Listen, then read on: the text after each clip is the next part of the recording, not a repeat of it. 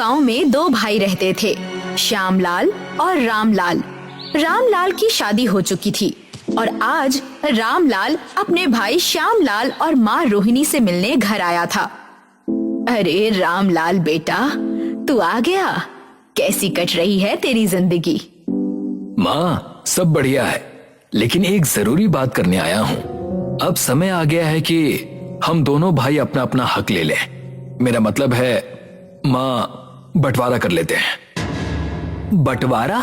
लेकिन भैया, इका कौन जरूरत बाय? देखो, मैं कोई झगड़ा नहीं चाहता, बस ये चाहता हूँ कि खेत और जमीन का एक साफ हिसाब हो जाए। हाँ बेटा, अब तो तुम दोनों बड़े हो गए हो, लेकिन सच कहूँ, मैं तुम दोनों को छोड़ना नहीं चाहती, तुम्हारे साथ रहना चाहती हूँ। माँ, तुम बिल्कुल सही कह रही हो। इसके लिए एक सुझाव और है मेरे पास। कैसन सुझाव भाई, बतावा? हम ऐसा कर सकते हैं कि तुम और माँ मुझे सारी जमीन दे दो। उसे बेचकर मैं शहर जाकर एक खाने का व्यापार शुरू करूंगा और गांव में पैसे भेजता रहूंगा। 1 साल बाद तुम दोनों को भी अपने साथ बुला लूंगा। ठीक है बेटा, अगर यही तेरी इच्छा है तो मैं राजी हूँ। अगले दिन सभी प्रधान जी के घर जाते हैं और कागजों पर हस्ताक्षर करके सारा खेत और जमीन रामलाल के नाम कर देते हैं। इसके बाद रामलाल अपनी पत्नी के साथ शहर के लिए रवाना हो जाता है। माई, भैया के तो 2 महीना से कोनो खते नहीं खियाइल, ना ही कोनो खबर आइल बा। पता नहीं बेटा, तू ऐसा कर, प्रधान जी से जाकर एक बार पता कर, वो आज ही शहर से लौटे हैं। श्यामलाल प्रधान जी के घर जाता है। प्रधान जी, हम और माई काफी चिंता में बानी जा। रउआ तो शहर से लौटल बानी ना, हमरा के बताई भैया कैसन बाड़े? श्यामलाल, तुम्हारा भाई तो अब काफी अच्छा कमा रहा है वहां। अच्छा? लेकिन जब मैं मिलने गया तो उसने मुझसे बात करने से इनकार कर दिया। काफी कहने पर उसने बस इतना कहा कि उस गांव से अब उसका कोई वास्ता नहीं है, मैं और मेरी पत्नी यहीं रहेंगे। और उसने आखिर में मुझे 4000 रुपए दिए और कहा कि ये श्यामलाल के खेत के दाम है। वैसे भी उस खेत से इससे ज्यादा कुछ नहीं निकलता। उसने ये भी कहा कि अब और पैसे भेजने का उसका कोई इरादा नहीं है। श्यामलाल प्रधान जी के दिए हुए पैसे लेकर बेहद दुखी मन से घर लौटने लगता है। श्यामलाल दुखी मन से चलता चलता एक पेड़ के पास पहुंचा और उदास होकर खुद से बड़बड़ाया। अब हम माई के कैसे बताई कि भैया इतना कड़ुआ बात कह दिले बाड़न? ना ना, माई तो टूट जाई, हम ऐसा नहीं कर सकत। एक अमीर व्यक्ति अपनी बैलगाड़ी पर एक बड़ा तंदूर लेकर आता है। भाई, क्या बात है? यूं उदास क्यों बैठे हो? श्यामलाल, जो पहले से ही बहुत दुखी था, उसकी आंखों से आंसू छलक गए। उसे भी किसी की तलाश थी जिसे वो अपना दुख बता सके। उसने उस व्यक्ति को अपनी सारी बातें बता दी। भाई, मैं तो दूसरे गांव का हूँ। मैं भी कभी तुम्हारी तरह एक बड़ी आफत में फंसा था। उस समय इस तंदूर ने मेरा साथ दिया था, जो मैं इस बैलगाड़ी में लेकर जा रहा हूँ। मैंने इसे अपने पास रखा है क्योंकि इसने मुझे एक नई जिंदगी दी थी। अगर तुम चाहो तो इसे मुझसे खरीद सकते हो, क्योंकि ये तंदूर मुझसे ज्यादा तुम्हारे काम आएगा। पर हमरा लगे इतना पैसा नहीं के बड़का भैया कि हम ही खरीद सके। हमरा लगे तो बस ये 4000 रुपया बा भैया। अगर रउआ ठीक लगे तो एकरा बदले हमरा के दे दी। बस 2000 रुपए दे दो और बाकी के 2000 इस तंदूर से कोई व्यापार शुरू करने में लगाओ। ये कहकर वो व्यक्ति श्यामलाल को तंदूर सौंपकर वहां से चला गया। तंदूर को लेकर अपने घर की ओर बढ़ने लगा। श्यामलाल तंदूर लेकर घर आ गया और उसकी माँ रोहिणी ने पूछा, लाल, तू ये क्या उठा लाया है? माई, ये बड़का भैया भेजले बाड़न और हमरा के संदेशा भेजले बाड़न कि एकरा से हम एगो नया व्यापार शुरू करी। अच्छा, रामलाल ने भेजा है? कैसा है वो? अरे भैया तो शहर में बहुत पैसा छाप रहल बाड़न। अब कोनो तकलीफ नहीं खे। श्यामलाल ने अपनी माँ को ये नहीं बताया कि रामलाल ने गांव से रिश्ता तोड़ लिया है, बल्कि उसने अपनी माँ का मन रखने के लिए ये सफेद झूठ कहा। अच्छा है बेटा कि तेरा भाई खुश है, लेकिन अब इस तंदूर का क्या करेंगे? अरे माई, ई तंदूर से हम नया दुकान खोलब, तंदूरी लिट्टी चोखा। वो कैसे? माई, ई तंदूर में हम लिट्टी भी बना लेब और बैगन आलू भी सीख में डाल के एमे सेक लेब और फिर चोखा बना के लिट्टी के साथ बेचब। रोहिणी ये सुनकर बहुत खुश हुई और श्यामलाल, जो अपनी माँ को दुखी नहीं देखना चाहता था, इसलिए उसने भाई के बारे में झूठ बोलकर उनका मन खुश कर दिया। अगले दिन श्यामलाल ने बाजार में एक ठेले पर तंदूरी लिट्टी चोखा लगा रखा था और बगल में तंदूर पर लिट्टी पकने रखी थी। दुकान पर अब तक कोई नहीं आया था, पर तंदूरी लिट्टी की महक बाजार में फैल चुकी थी। अरे भाई श्यामलाल, ये क्या है? ये तंदूरी रोटी है क्या? और ये इतनी छोटी क्यों है? अरे ये कोनो रोटी नहीं खे, ये लिट्टी है, वो तंदूरी। खा के तो देखी हमार ई तंदूरी लिट्टी चोखा। लुगाई के हाथ के खाना भुला जाए प्रधान जी। श्यामलाल ने प्रधान जी को एक प्लेट में लिट्टी चोखा दिया। प्रधान जी ने जैसे ही एक कौर लिया, उनकी आंखें खुली की खुली रह गई। का भइल प्रधान जी, अच्छा ना लगल का? अच्छा, इससे अच्छी लिट्टी चोखा तो मैंने आज तक नहीं खाई। बरखुरदार, वाह क्या बात है, इतना बढ़िया व्यंजन। अब रोज सुबह नाश्ता तो यही करूंगा। प्रधान जी की तारीफ सुनकर और लिट्टी की महक से खींचकर आसपास के लोग भी ठेले के पास आने लगे।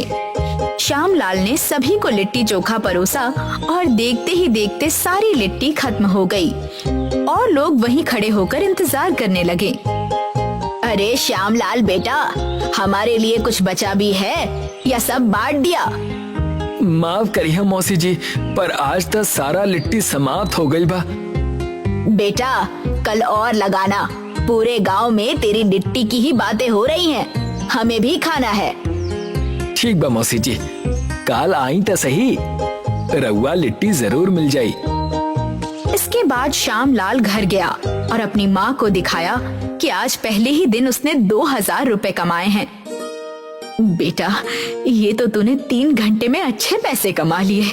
कल से और सामग्री भर ले और मैं भी तेरे साथ चलूंगी, तेरा हाथ बटाने के लिए, और प्रधान जी से तेरे भाई के बारे में भी पूछ लूंगी। अरे माई, तू काहे परेशान होता रू, और भैया के बारे में तो हम तारा के खबर देत रहब। 2 महीने बीत गए थे और श्यामलाल का ठेला अब दुकान में बदल गया था। उसका छोटा सा घर अब एक अच्छे से मकान में बदल चुका था।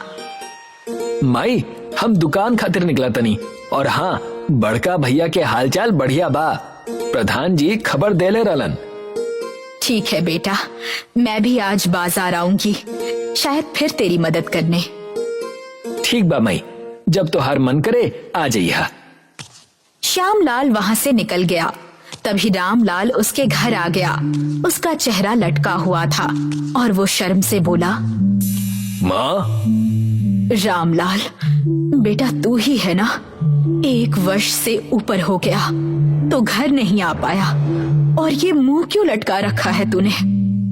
कुछ नहीं माँ, बस हाल चाल पूछने आया हूँ। वैसे माँ, ये अपना घर मकान में कैसे बदल गया? बेटा, ये सब तेरे भेजे हुए तंदूर की ही करामात है। मैंने तो कोई तंदूर नहीं भेजा था। माँ ये क्या कह रही है?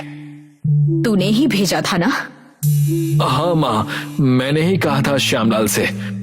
अब तो सच कह दे, तूने तो अपने भाई से पहले ही मुंह मोड़ लिया था, पर वो तेरा सच्चा भाई निकला।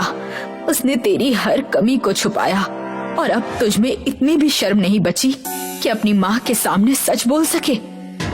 माफ करना माँ, मैं वो दिक्कत में फंस गया था माँ। मुझे और कोई सहारा नहीं मिला तो मैं यहाँ आ गया। जा जा अब तू यहाँ से, तेरा तो वैसे भी इस गांव और हमसे कोई वास्ता नहीं रहा। श्यामलाल अपनी दुकान पर था, तभी वहाँ दामिनी मौसी और प्रधान जी आपस में बात करते हुए आए। का बात बा प्रधान जी और मौसी, रउआ दोनों इतना चिंता में काहे बानी? बेटा, मैं आज सुबह ही शहर से लौटा हूँ। बीच में एक दिन मैं तुम्हारे भाई की दुकान पर भी गया था। का भइल? भैया ठीक था बाड़न ना? बेटा, उसकी पत्नी रंभा और उसके घर वालों ने रामलाल का पूरा व्यापार हड़प लिया है।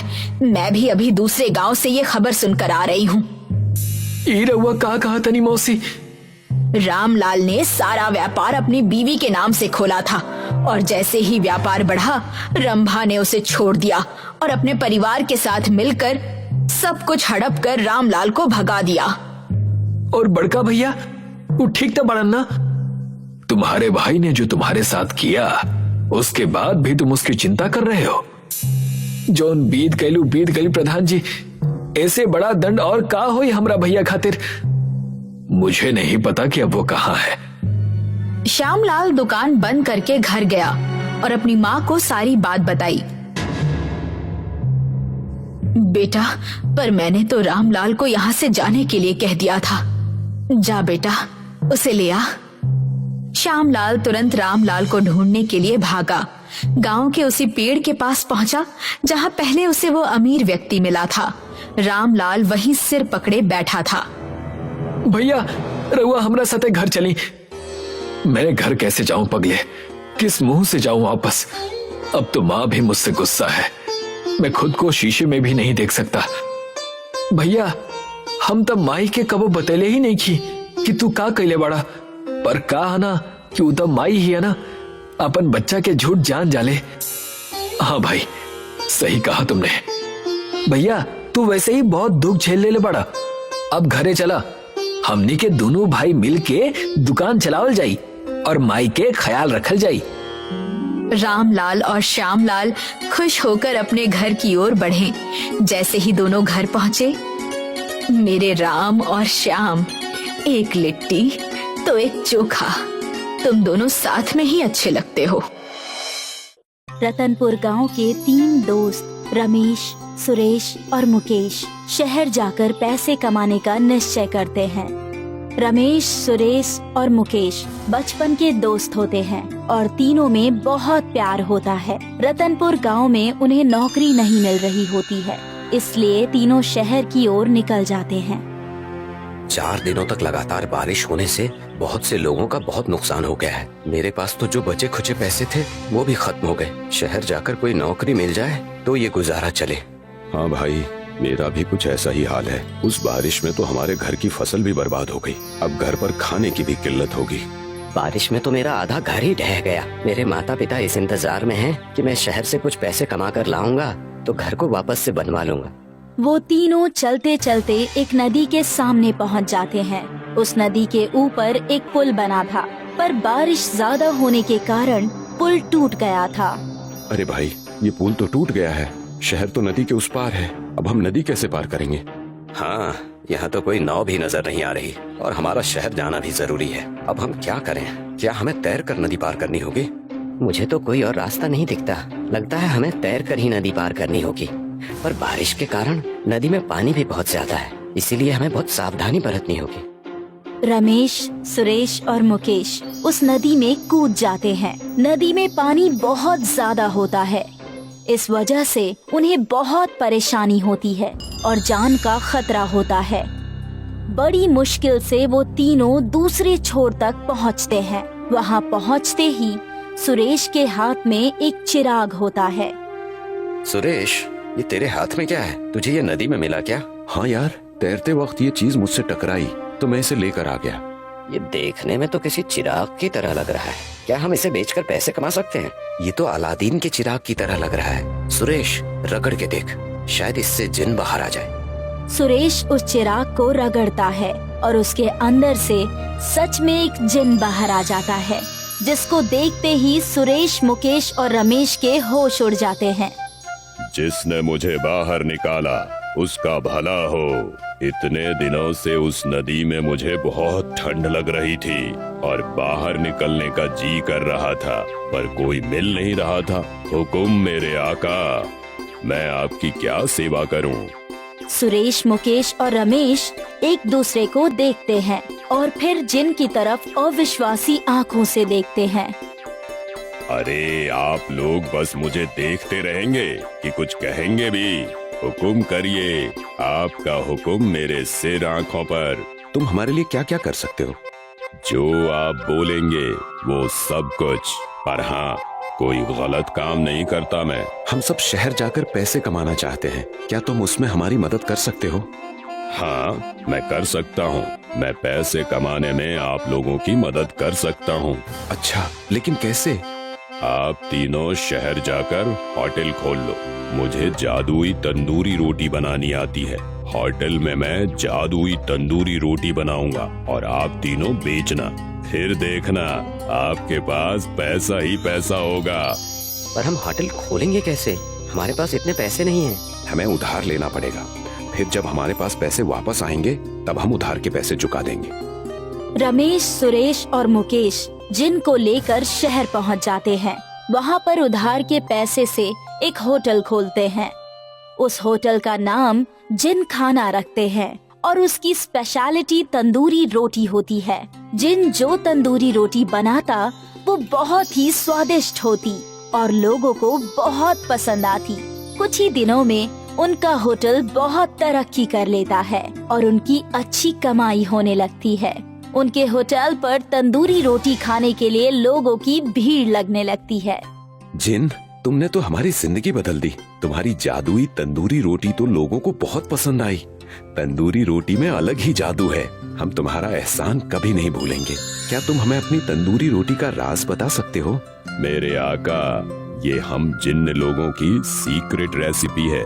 ये हम आप लोगों को नहीं बता सकते, पर मैं हमेशा आपको ये बनाकर देता रहूंगा और आपका ये होटल हमेशा अच्छे से चलता रहेगा। होटल चलते हुए 1 साल हो जाता है। रमेश, सुरेश और मुकेश के होटल के सामने बहुत पहले से ही एक धीरज का होटल था। उसके मालिक का नाम धीरज था। पहले धीरज का होटल अच्छा चलता था, लेकिन जब से रमेश, सुरेश और मुकेश ने अपना तंदूरी रोटी स्पेशल होटल खोला, तब से धीरज का होटल चलना बंद हो गया। धीरज को इस बात का बहुत आश्चर्य होता था कि आखिर वो लोग ऐसा क्या बनाते हैं कि उनके होटल में इतनी भीड़ होती है। बस अब बहुत हो गया। हमारा धंधा तो बंद होने की कगार पर आ गया है। जब से इन लोगों ने स्पेशल तंदूरी रोटी बेचनी शुरू की है, तब से हमारा तो काम ही नहीं चल रहा। आखिर ये लोग ऐसा क्या स्पेशल बनाते हैं कि इनकी तंदूरी रोटी इतनी बिकती है और लोगों को इतनी पसंद है? अब मैं ये राज पता लगा कर रहूंगा।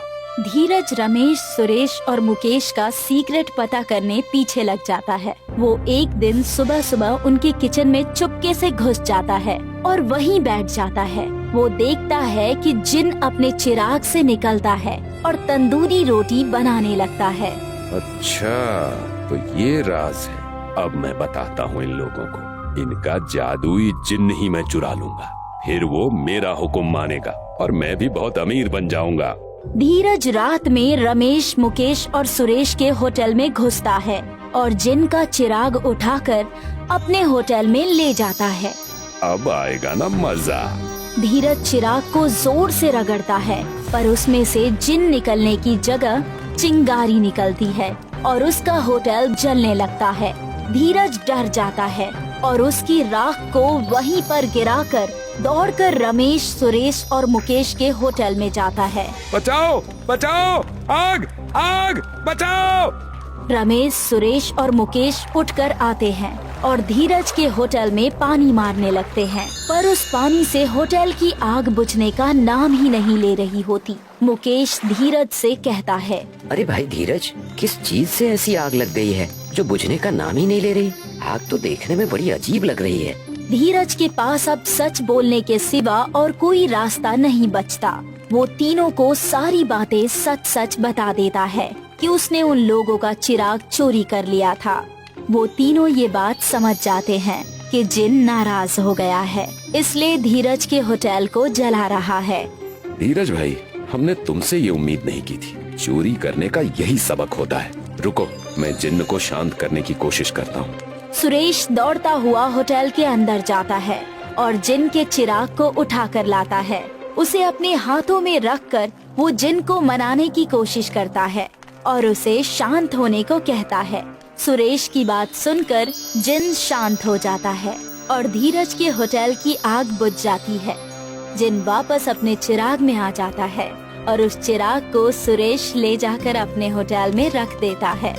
इसके बाद धीरज भी समझ जाता है कि चोरी से कभी भी सफलता हासिल नहीं की जा सकती और वो भी अपने होटल में और मेहनत करने लगता है और रमेश, सुरेश और मुकेश भी खुशी खुशी रहने लगते हैं।